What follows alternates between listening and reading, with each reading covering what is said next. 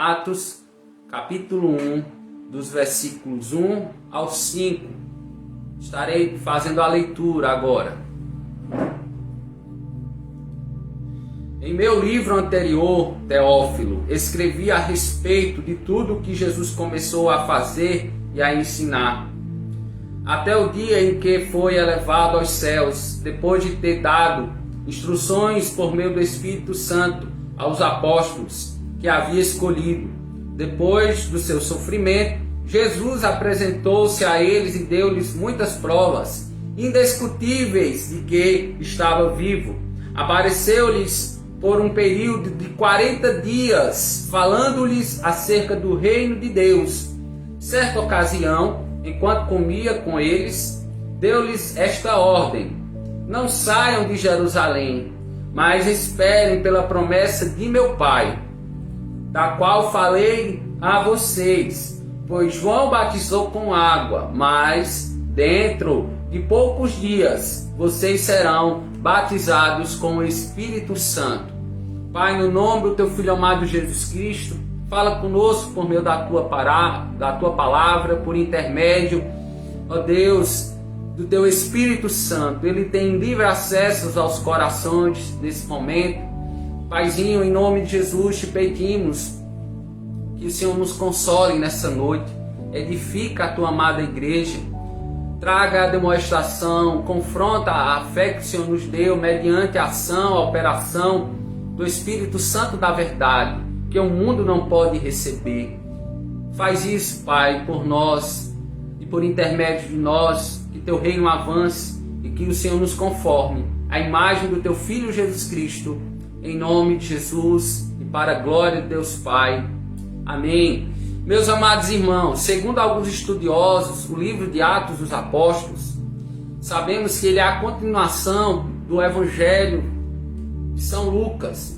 O médico e gentil Lucas, ele escreve esse evangelho, o seu evangelho, escreve o livro de Atos como uma continuação do seu evangelho. Então é como se fosse o segundo volume da sua obra, do evangelista Lucas, o livro de Apóstolos, o livro de Atos dos Apóstolos, melhor dizendo. Então esse relato de Atos dos Apóstolos é o relato que Cristo começou, de tudo aquilo que Cristo começou a ensinar e a fazer. Como a igreja é o corpo de Cristo na terra, mesmo tendo Jesus sido assunto aos céus, ele continuou agindo e ensinando por intermédio da igreja, por intermédio da sua igreja, pela ação do Espírito Santo de Deus. Então temos meditado no livro de Atos dos Apóstolos, que poderia ser chamado os Atos do Espírito Santo de Deus. Ele é quem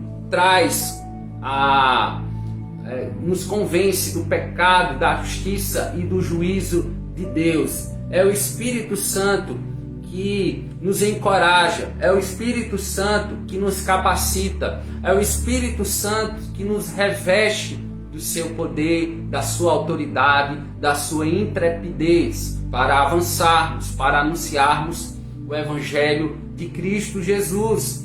Vimos com a missionária Nilda que os primeiros versículos, se nós observarmos, os primeiros versículos, dos versículos 1 ao 3 de Atos, declaram que Cristo vive. E o escritor Lucas escreve a Teófilo.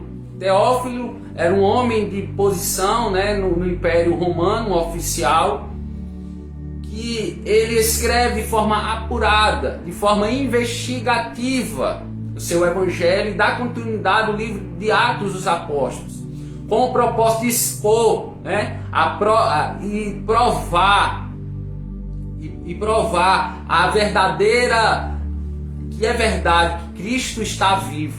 Então ele escreve inicialmente para estar trazendo o ensino, instrução de tudo aquilo que Cristo estava fazendo e ensinando a Teófilo, seu amigo, confidente.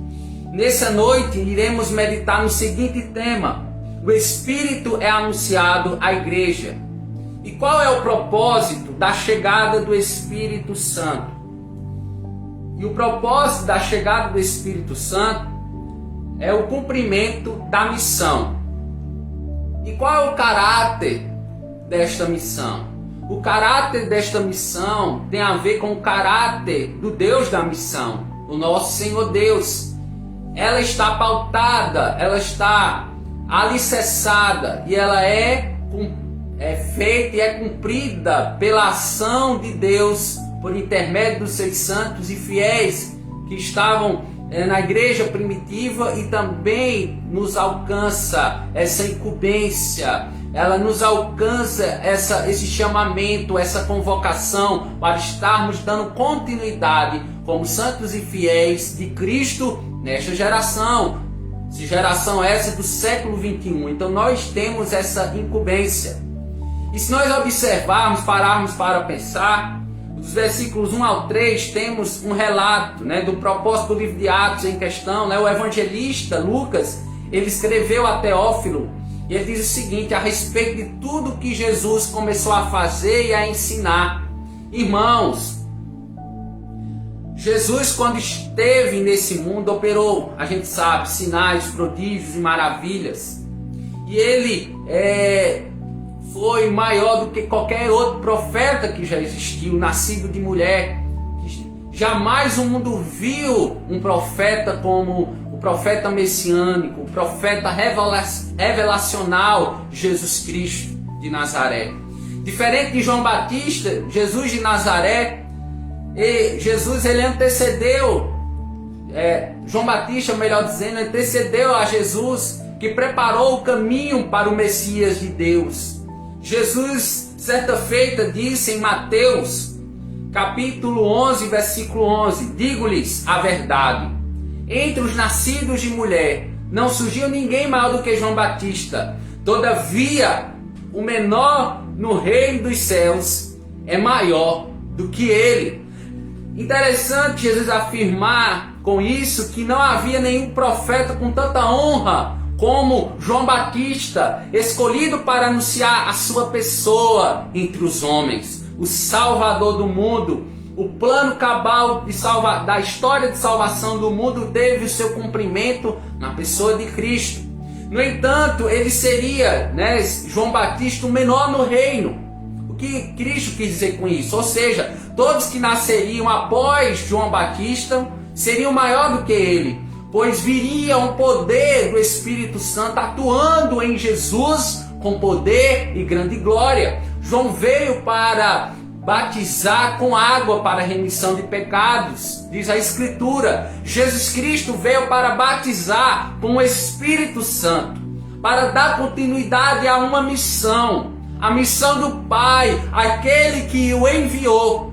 Jesus disse aos seus discípulos, em tom de despedida, o texto conhecido como a Grande Comissão, Mateus capítulo 28, dos versículos 18 a 20, diz o seguinte: então Jesus, aproximando-se deles, e disse, foi-me dada toda a autoridade no céu e na terra, portanto vão e façam discípulos de todas as nações, batizando-os em nome do Pai, do Filho e do Espírito Santo, ensinando-os a obedecer ou a guardar tudo que lhes ordenei.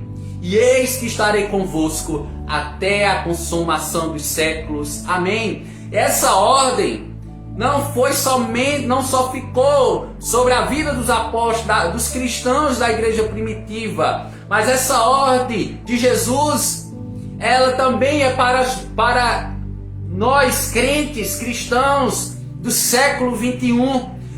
Esse comissionamento ecoou, ele nos alcançou, ele reverbera sobre as nossas vidas, ele reverbera sobre todo nascido de novo, sobre todo aquele que se dispõe aí a pregar e anunciar esse Cristo, pelo poder, pela autoridade do Espírito Santo de Deus. Então, Marcos, melhor dizendo, capítulo 16, versículo 5, diz assim: ide, disse-lhe Jesus, ide e fazei discípulos, ide por todo mundo e pregai o evangelho a todas as criaturas, a todas as pessoas. Irmãos, que privilégio nós sermos comissionados, nós sermos alistados no exército de Cristo, para sermos os bons soldados, aqueles que combatem usando a fé, usando a armadura de Deus, aqueles que estão na linha de frente, sendo os querigmas, anunciadores das belezas deste evangelho. Jesus, o texto vai dizer no versículo 2, até o dia em que foi elevado aos céus, depois de ter dado instruções por meio do Espírito Santo aos apóstolos que havia escolhido. Jesus aqui, ele deu as instruções, ele foi assunto, ele ascendeu aos céus. Diz Atos dos Apóstolos, versículo 2, porém ele deixou um outro consolador, um outro conselheiro, descrito em João, capítulo 14, o Evangelho de João, capítulo 14, dos versículos 15 a 17, diz o seguinte: se vocês me amam, obedecerão aos meus mandamentos, e eu pedirei ao Pai, e Ele lhes dará um outro consolador, para estar com vocês para sempre, o Espírito da verdade. O mundo não pode recebê-lo porque não vê, nem o conhece, mas vocês o conhecem, pois Ele vive com vocês e estará com vocês. Jesus, sabemos que Ele deixou este mundo, Ele subiu aos céus com grande poder e glória, e num período de 40 dias, o versículo 3 fala-nos que acerca do reino de Deus, Jesus ele apareceu há cerca de 40 dias a muitas pessoas, especialmente aos seus discípulos, aos santos apóstolos. Jesus provou que ressuscitou e que estava vivo aos discípulos. Jesus está vivo à destra de Deus Pai, hoje intercedendo por sua igreja. Uma das ocasiões que ele apareceu a um dos seus discípulos, a Tomé, nós temos o relato, a narrativa bíblica em João capítulo 20, os versículos 27 e 28, e Jesus disse a Tomé: coloque o seu dedo aqui e veja as minhas mãos, estenda a mão e coloque-a no meu lado, pare de duvidar e creia, disse-lhe Tomé. Então Tomé responde a Jesus Cristo: Senhor meu e Deus meu. Tantas e tantas aparições. Jesus Cristo, ele ressuscitou ao terceiro dia, ele ascendeu aos céus, mas ele também comprovou, e nós temos relatos históricos, nós temos relatos arqueológicos que evidenciam, que comprovam que Jesus Cristo ressuscitou. E nós, como servos dele, nós temos também a fé que é colocada no nosso coração, porque sem fé é impossível agradar a Deus. Paulo disse: não atentando nós para as coisas que se veem, mas para as coisas que não se veem, porque as coisas que se veem são temporárias, mas as coisas que não se veem são eternas. Então nós vivemos e existimos pela fé. Nós cremos que ele ressuscitou, nós cremos que ele está vivo à destra de Deus Pai, e ele, por meio das suas aparições, ele deixou provas inquestionáveis acerca da sua ressurreição dentre os mortos. Louvado seja o nome do Senhor Jesus Cristo. E se nós observarmos aí, observem o versículo 4, diz o seguinte: certa ocasião, enquanto comiam com eles, deu-lhes esta ordem: não saiam de Jerusalém, mas esperem pela promessa de meu Pai, da qual falei a vocês. Lemos inicialmente, e observamos, quando relemos essa passagem relembra-nos a profecia dada a João Batista em Mateus capítulo 3, versículo 11, bem como as promessas veterotestamentárias, a exemplo, Joel capítulo 2, os versículos 28 e 29, e Isaías 32, versículo 15, onde os profetas veterotestamentários e neotestamentários, exemplo João Batista, falaram e profetizaram o derramamento do Espírito Santo feita pelo próprio Deus, e haveria um período de tempo onde o Espírito Santo de Deus seria derramado sobre aqueles que crescem em Cristo Jesus. Aqueles que devotam a Cristo a adoração, devotam a Deus Pai a adoração somente a Ele. Então, Jesus subiu aos céus e simultaneamente a isso, paralelamente a isso, nós temos o fato, o acontecimento, o Espírito Santo descendo para exercer o poder sobre a igreja de Cristo. João capítulo 7, o Evangelho de João capítulo 7, versículo 39 diz o seguinte: ele estava se referindo ao Espírito, que mais tarde receberiam os que nele crescem. Até então o Espírito ainda não tinha sido dado, pois Jesus ainda não fora glorificado. Eles não poderiam, Jesus os aconselha que eles não poderiam se ausentar de Jerusalém. E certo teólogo disse que o lugar onde Jesus foi rejeitado haveria de ser o lugar onde começaria um novo testemunho dele. Aqueles que seriam batizados pelo Espírito Santo de Deus, eles têm agora as suas vidas um testemunho vivo que Cristo reinaria e reinou entre os mortos. Então, aqueles que são batizados no Espírito Santo de Deus, com o Espírito Santo de Deus, eles são agora testemunhas vivas da pessoa e da obra de Cristo Jesus. Eles deveriam eles deveriam aguardar até que do alto céu fossem revestidos de poder. Lucas capítulo 24, o Evangelho de Lucas, capítulo 24, versículo 49, diz o seguinte: eu lhes envio a promessa de meu Pai, mas fique na cidade, até serem revestidos do poder do alto. Eles deveriam receber o revestimento de poder. Será que nós hoje não precisamos sermos revestidos? Será que hoje nós também não se faz necessário sermos capacitados pela ação do Espírito Santo de Deus?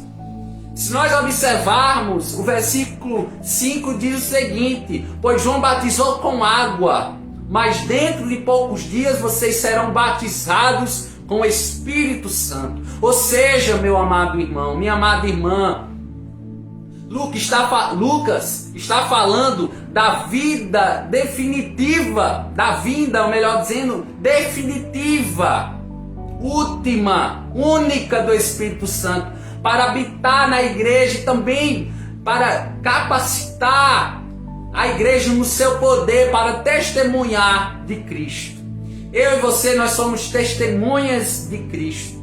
Nós somos arautos, anunciadores de Cristo. E nós assim o anunciamos e o proclamamos porque o Espírito Santo que habita em nós nos capacita para tanto. Nós não fazemos esta proclamação à luz do nosso próprio intelecto, das nossas próprias concepções, da nossa própria cosmovisão. Não, a nossa cosmovisão é transformada de dia após dia, a crescermos como a estatura do varão perfeito, nosso Cristo. Então essa capacitação é te dada para você testemunhar de Cristo. E será que nós, enquanto igreja, temos participado dessa missão? Deus nos comissionou, Deus te comissionou. Será que você está sendo engajado nessa missão? Será que você tem se comprometido com esta missão? No qual Deus é o principal protagonista. Nós somos apenas coadjuvantes. Deus é o protagonista. Deus é a ênfase. Deus é a primazia. Deus é o primeiro lugar. Tudo acontece pela ação de Deus. Nós somos coadjuvantes. Nós somos coparticipantes desta missão. É Deus que nos chama. É Deus que nos dá esse privilégio de servi-lo, porque Ele nos amou primeiro. E importa também nós doarmos a nossa vida por inteiro, de forma que venha agradá-lo, de forma que Ele venha receber louvor e adoração no cumprimento da missão. Então, se você não tem se engajado nessa missão, É o momento de você estar engajado. Esse momento de pandemia é o momento de nós levantarmos as nossas vozes com coragem, avançarmos. Não sermos como aqueles que retrocedem, mas avançarmos em conhecermos o nosso Senhor e Cristo das nossas vidas. E, irmãos, será que temos orado pedindo o batismo com o Espírito Santo para sermos testemunhas de Cristo, sendo sal da terra e luz do mundo? Ou será que pedimos o batismo com o Espírito Santo somente para falar em línguas estranhas, ou para termos outros dons com um fim em si mesmo? Sabemos que o Espírito Santo, ele nos capacita, e os dons, eles são diversificados. Paulo vai tratar os dons, os carismas, na sua primeira carta aos Coríntios, capítulo 14. Então Paulo, ele trata que aqueles dons são para edificação, e Deus nos capacita, é Deus que nos orienta a utilizar esses dons para a edificação do corpo de Cristo. Mas esses dons, eles não podem ter um fim em si mesmo, porque o batismo com o Espírito Santo tem uma finalidade, tem um objetivo, tem um propósito. É a missão de Deus, é a capacitação, é o revestimento de todo salvo, de todo redimido para a missão que o Senhor incumbiu, que o Senhor comissionou. Então, meu amado irmão, que a gente não supervalorize os dons espirituais, entendendo que eles fazem parte, e é para a edificação do corpo de Cristo, mas que nós possamos pedir o batismo com o propósito de sermos capacitados, de sermos, que possam, sobre as nossas vidas, Deus nos dá essa autoridade, essa ousadia, essa intrepidez de anunciar a Cristo, mesmo em tempos de calamidade que nós estamos passando. Amém, irmão? Que você peça ao Senhor esse batismo com a motivação correta, com a motivação certa, com a motivação assertiva, em nome de Jesus. Como ocorreu no passado, que nós possamos ter a motivação correta para sermos revestidos, para sermos batizados no Espírito Santo de Deus, sendo sal da terra, luz do mundo, divulgadores da glória de Deus entre as nações. Irmãos, o batismo com o Espírito Santo é o preenchimento com o Espírito Santo para a missão. Deve ser a nossa oração diária. Senhor, me capacita. Senhor, me dê a autoridade que o Senhor deu aos crentes, aos cristãos da igreja primitiva. Mas se faz necessário nós preservarmos diariamente uma vida devocional e uma vida de oração, de meditação das Sagradas Escrituras. Nós não devemos negociar o nosso momento com Deus dia após dia, para sermos capacitados, para termos o discernimento, e Deus nos dará oportunidades de assim o fazer, de assim sermos esses anunciadores e proclamadores do Evangelho de Cristo. Então deve ser o nosso desejo principal como cristãos, sermos cheios do Espírito Santo de Deus, pois nós não fazemos a obra de Deus com as nossas próprias forças, com o nosso próprio intelecto, mas em demonstração de poder no Espírito Santo de Deus. Amém? O Evangelho, Paulo diz, não envergonheis o Evangelho, que é o poder de Deus para a salvação de todo aquele que crê. Você crê que o Evangelho de Deus é o poder para a salvação? Então, possa pedir a ação do Espírito Santo, a intervenção do Espírito Santo sobre a sua vida, o seu revestimento, o seu batismo, o momento em que Ele lhe dá a unção, as habilidades, as competências para estarmos sendo esses comissionados. Se entendermos que somos salvos, nós devemos estar comprometidos com este Evangelho, e que você a cada dia se comprometa, que a cada dia você possa estar se dedicando a isso, a pregar o Evangelho puro e simples, a pregar o evangelho genuíno para a salvação de vidas, para a glória de Deus Pai, o Todo-Poderoso, que tem nos ajudado e que tem nos comissionado hoje para avançarmos, para sermos corajosos e para estarmos incumbidos com esta missão que foi dada no passado e tem sido nos dada, tem sido um privilégio para nós estarmos inteiramente comprometidos com isso. Que essa seja a nossa oração. Curva a sua cabeça em nome de Jesus, Pai, no nome do Teu Filho amado Jesus Cristo. O Senhor Deus nos selou com o Espírito Santo da verdade, que o mundo não pode receber. O Senhor nos comissionou, dizendo: ide por todo o mundo e pregar o Evangelho a toda criatura, batizando, ensinando-os a guardar todas as coisas que vos tenho ordenado. E o Senhor disse que estaria conosco, e o Senhor está conosco até a consumação dos séculos, até o fim dos tempos. Pai, essa missão é nossa. Essa missão o Senhor nos fez coparticipantes. Oh Deus, é privilégio de servir, é privilégio, ó Deus, de proclamar neste mundo jaz no maligno, e que o Senhor nos capacite, que o Senhor nos batize com o Espírito Santo nesses tempos difíceis de ateísmo, de pluralismo religioso, ó Deus, e tantas aberrações que nós estamos escutando, ó Pai, que nós estamos vendo com os nossos olhos, porque, ó Deus, o palco está sendo montado. Em breve o cenário será colocado diante dos nossos olhos e o Senhor virá nos buscar. Se faz necessário nos comprometermos, se faz necessário a cada dia pedirmos a Tua capacitação, então nos batiza com o Espírito Santo, nos capacita, nos dá as competências necessárias, não o nosso intelecto, não as nossas próprias forças, não, mas a força que provém de Ti, mas a unção, mas o poder que provém de Ti, Pai. Em nome de Jesus, nos ajuda. Nós assim te oramos e te agradecemos. Em nome de Jesus.